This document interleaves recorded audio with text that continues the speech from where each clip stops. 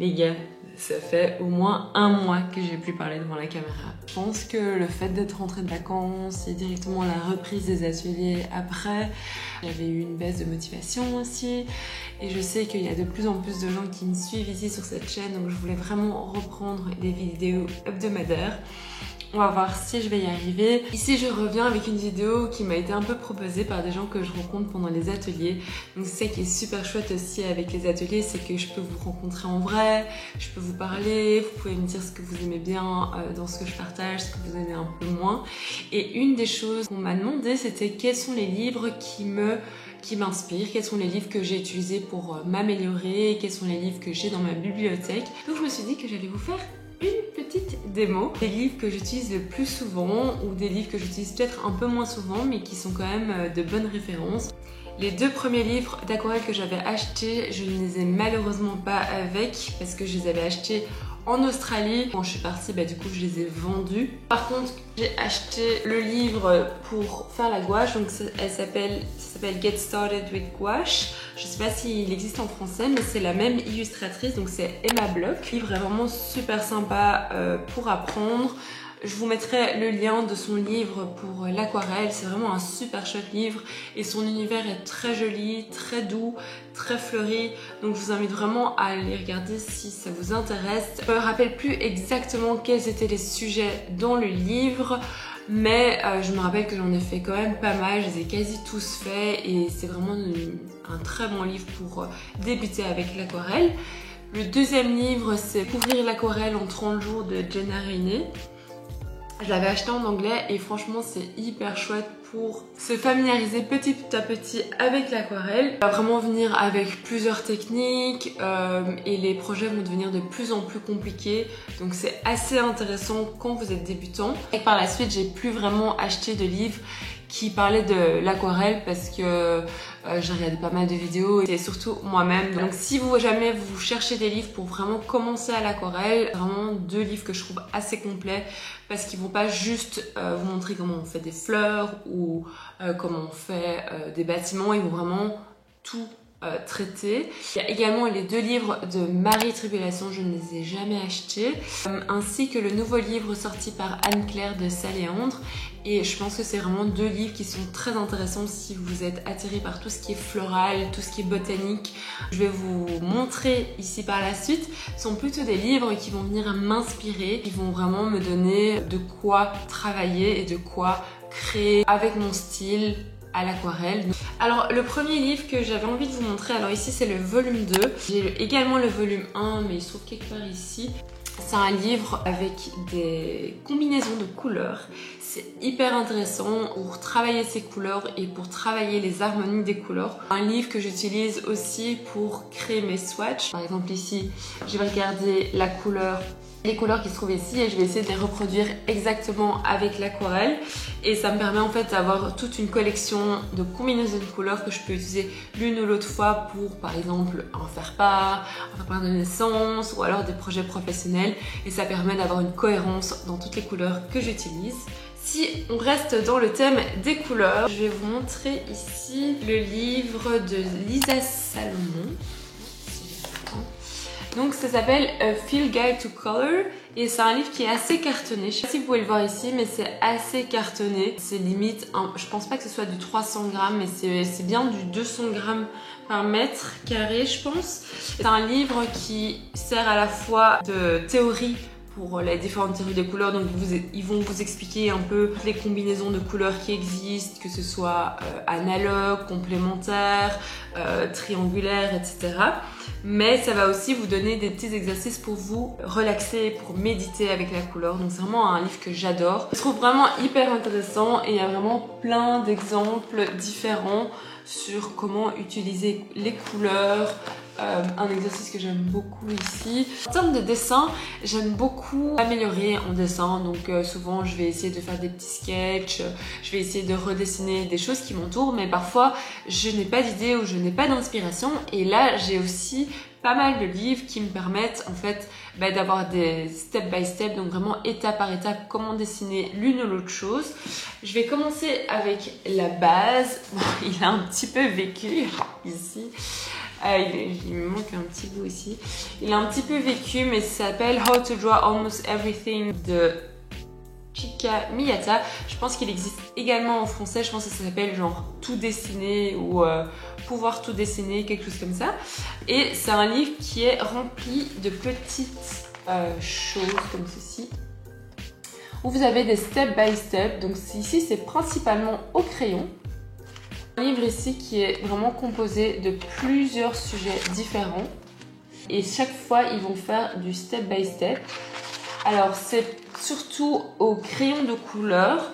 Donc, parfois, c'est complètement différent par rapport à l'aquarelle. Mais ça donne beaucoup d'idées pour savoir quelle forme utiliser, quel angle utiliser. Et ce qui est super chouette avec ce livre, c'est qu'il est très complet. Donc, il y a vraiment toutes les parties de la vie quotidienne. Mais vous avez un bullet journal ou si vous voulez faire des quick notes. Il va vraiment vous montrer des façons super simplifiées de tout dessiner. Toujours dans le même style, un petit peu moins complet. Nous avons le Draw Your Day de Samantha Diane Baker. Alors dans celui-ci, c'est beaucoup moins du step by step, c'est plutôt des idées de comment illustrer son journal jour après jour. Donc elle va vraiment vous montrer comment est-ce que vous pouvez tenir un journal illustré. C'est un livre qui est super intéressant. C'est surtout une artiste que j'adore et que j'admire énormément. Alors, un livre que je n'ai pas assez exploité, d'ailleurs je l'avais acheté en Australie. C'est un livre pour dessiner les personnages. Donc vraiment plusieurs personnages dans toutes des situations différentes, avec plein de petites astuces, de façon de les habiller, etc. J'aime beaucoup le style, c'est vraiment très minimaliste et vraiment très très joli. Donc voilà, si jamais ça vous intéresse. Alors, 2 livres que j'ai depuis très longtemps et comme je ne les ai pas vendus quand j'étais en Australie, ça veut dire que je les aime vraiment beaucoup. Je les ai vraiment achetés au tout début de quand j'avais commencé l'aquarelle. C'est les livres de Ali Koch. Donc ça s'appelle Modern Flowers et j'ai aussi le 2e bouquin. Et c'est vraiment step by step de fleurs très détaillées. Ce sont des fleurs qui sont dessinées avec des fine liners, donc des bics qui sont vraiment très fins. Pendant tout un temps, je ne faisais que dessiner ce genre de fleurs et je faisais juste, je peignais par-dessus à l'aquarelle. Donc vraiment c'est 2 livres que j'aime énormément. Et moi, j'aime beaucoup le 2e parce qu'il y a... Il faut que je retrouve ça. Il y a plusieurs petits projets. Donc par exemple ici, j'explique comment faire une couronne de fleurs. C'est assez sympa. Tant qu'on est encore dans les fleurs, j'aime beaucoup ce livre. Donc c'est un livre sur les plantes. Et de base, c'est surtout du crayon ou de la gouache. Donc, je vais vous montrer un peu ici comme ça. Assez flash, comme ceci.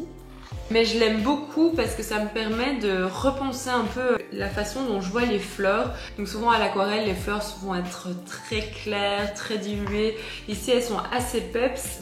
Alors, une autre catégorie de livres que j'avais envie de montrer, c'est un peu des livres random que je vais trouver soit en seconde main, soit que je récupère chez mes parents ou chez des amis. C'est vraiment des livres plutôt de sciences naturelles ou des livres, genre par exemple celui-ci, c'est un Taschen, c'est le cabinet des curiosités naturelles. Et en gros, c'est des planches avec plein d'espèces ou variétés de coquillages, de coraux. Et c'est super intéressant parce que ça me donne beaucoup d'inspiration pour pouvoir peindre, que ce soit genre une pierre, un papillon, ou peu importe.